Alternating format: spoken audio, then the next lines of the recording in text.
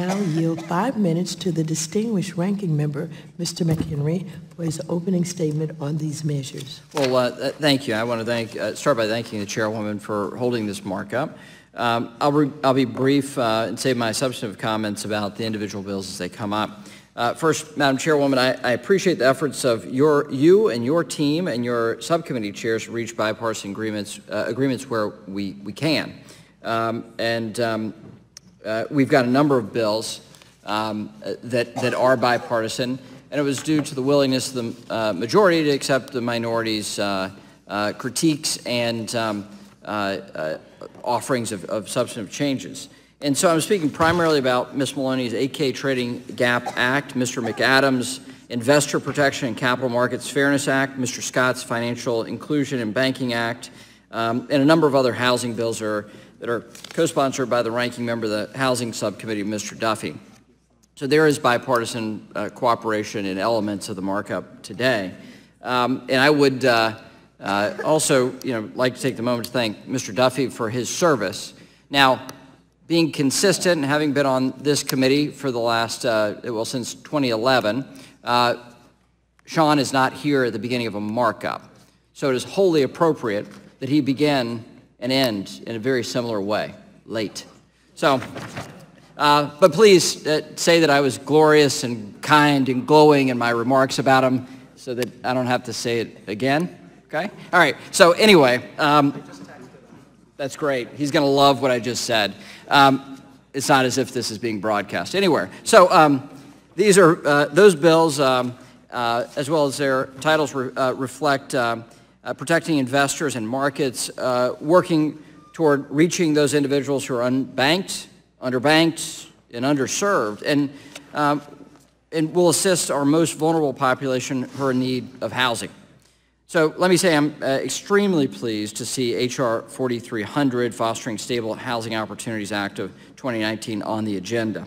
As many of you know, the issue of helping foster kids access housing once they reach 18 years of age has been a priority from a colleague of ours, Mr. Turner of Ohio, who's worked on this issue for many Congresses now, and I'm pleased that he and Mr. Stivers are co-sponsors of Ms. Dean's bill today. And so I also want to say it seems that bipartisanship, ends there.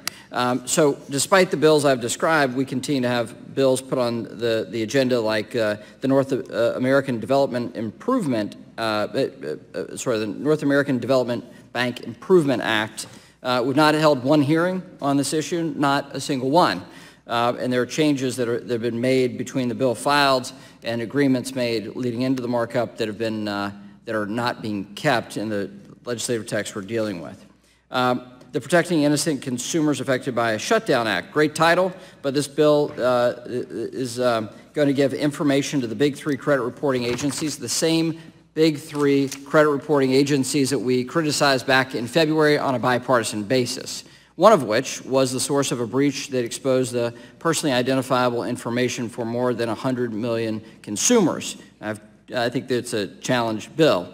Last week, the Subcommittee on Investor Protection and Capital Markets held one of the more productive hearings on public-private markets. We discussed a number of bills that we know will tear down the barriers to public markets, allowing everyday investors who are working toward retirement, working toward sending their kids to college, or just working toward a better living, gives them the opportunity to invest. But here we're again marking up not one, not two, but three bills that will do the opposite of what we described in a hearing just last week. We're considering three mandatory disclosure bills that are more about corporate activists and naming and shaming companies than about getting real results.